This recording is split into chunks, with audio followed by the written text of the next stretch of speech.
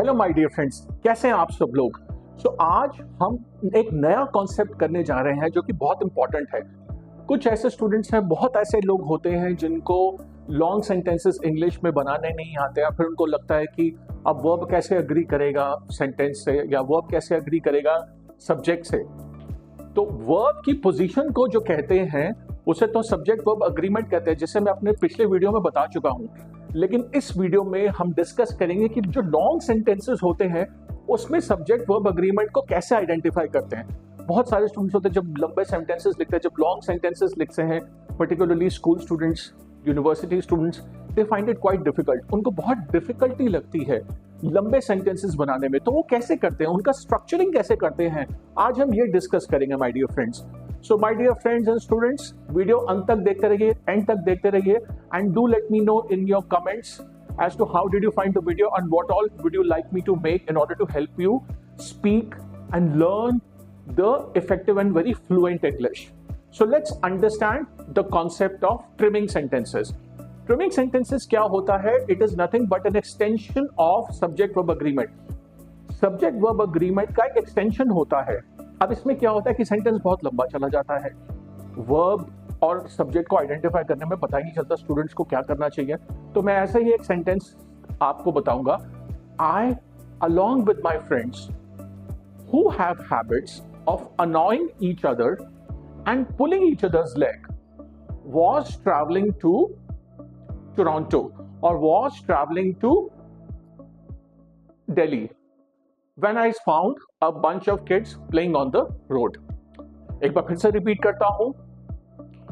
I, along with my friends who have habits of annoying each other and pulling each other's leg, was traveling to Delhi when I found a bunch of kids playing on the road.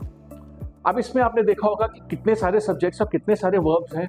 मैं आपको बिल्कुल confuse नहीं कर रहा। ऐसे long sentences आएंगे, आपके exam में भी आ सकते हैं, किसी कॉर्पोरेट इंग्लिश के कोर्स में आ सकते हैं, किसी भी आपके कंपेटिटिव एग्जाम में आ सकते हैं। तो कैसे उसको डीकोड करना है, आज मैं वो आपको स्ट्रैटेजी बताऊंगा जो बहुत इंपॉर्टेंट होती है। इसमें जो मेन सब्जेक्ट है, हमें मेन सब्जेक्ट आइडेंटिफाई करना है और वर्ब वो देखना है जो सब्जेक्ट से अग्री करे। अगेन आई रिपीट, हमें सेंटेंस में मेन सब्जेक्ट को आइडेंटिफाई करना है और उस वर्ब को देखना है जो सब्जेक्ट से अग्री करे। अब इसमें मेन सब्जेक्ट क्या है? वो है आई। अब इसमें आपने देखा होगा बहुत सारे वर्ब्स हैं जो कि आई के साथ जा सकते हैं, लेकिन हमें देखना है वो वर्ब जो आई के साथ नंबर में अग्री करेगा, जो exactly will make sense, will make a logical conclusion to the sentence. तो वो रहेगा was.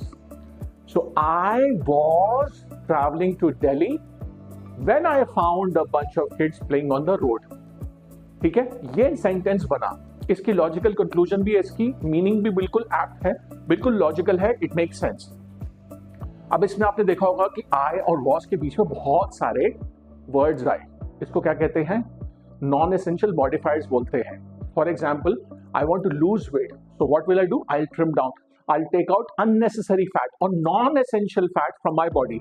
मुझे वेट रिड्यूस करना है तो मुझे फैट अपनी बॉडी से निकालना होगा। तो उसके लिए क्या होगा? I'll take out the non-essential fat from my body.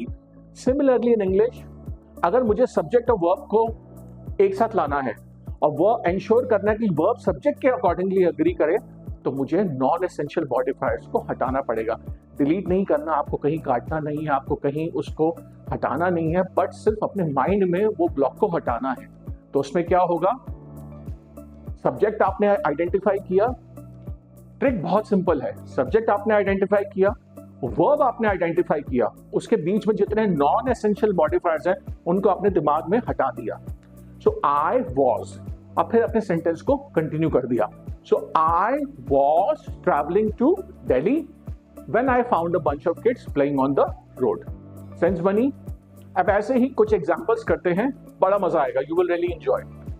One more example, juggling the demands of my school and social agenda often seem too much to bear. अब इसमें क्या है? juggling जो होता है, juggling normally when I say I'm juggling between my school studies and my extracurricular studies, तो juggling becomes a verb. लेकिन juggling जब beginning में आया सब्जेक्ट के, सेंटेंस के बिगनिंग में आया, तो वो सब्जेक्ट बन गया. So juggling becomes a subject and that too it is a singular subject, तो वो बना जगलिंग. अब इसमें हमें देखना है कौन सा ऐसा वर्ब है जो सब्जेक्ट के अकॉर्डिंगली एग्री करे, तो वो रहेगा seem. So juggling seems too much to bear. देखा आपने बीच में जितने नॉन एसेंशियल मॉडिफायर थे उनको आपने हटा दिया अपने दिमाग में. एक और एग्जांपल करते हैं. Others on the committee like चेयरवुमन Amanda Sanders is concerned about the attention given to school safety. So others is the subject और verb क्या रहेगा is. तो मैं ये कहूंगा others is, no, others are. तो आपने देखा इस स्ट्रीमिंग सेंटेंस की स्ट्रैटेजी से आप किसी भी लंबे सेंटेंस को ब्रेक कर सकते हैं, उसका लॉजिकल कंक्लूजन निकाल सकते हैं and the sentence will be correct. तो इन स्ट्रैटेजीज को अप्लाई करना बहुत जरूरी है. मैं फिर से आपको बताता हूं कैसे स्ट्रैटेजी अप्लाई करेंगे. Identify the subject, identify the verb, उसके बीच में जितने भी नॉन एसेंशियल मॉडिफायर्स हैं उनको अपने दिमाग में हटा दीजिए और एंश्योर कीजिए कि वर्ब सब्जेक्ट के अकॉर्डिंगली एग्री करता है. बस आपका सेंटेंस बिल्कुल परफेक्ट है और आपके इंग्लिश में 100 on 100 पूरे फुल मार्क्स हैं. देखते रहिए हमारे वीडियोस को. अगर वीडियो अच्छा लगा सब्सक्राइब कीजिए, लाइक कीजिए, शेयर कीजिए और अपने फ्रेंड्स के साथ आगे भी उसको शेयर कीजिए. And do comment on what would you like me to put next. And if you are looking for a course in corporate English, in speaking English, in making your English pretty fluent for any level of English, be it for the purpose of your school studies, university studies, corporate studies, you can reach out to me on the numbers that are given on the screen and I'll help you out in your dream of speaking English fluently and becoming a very native speaker of English. I'll see you inside the course. Thank you very much. Good luck.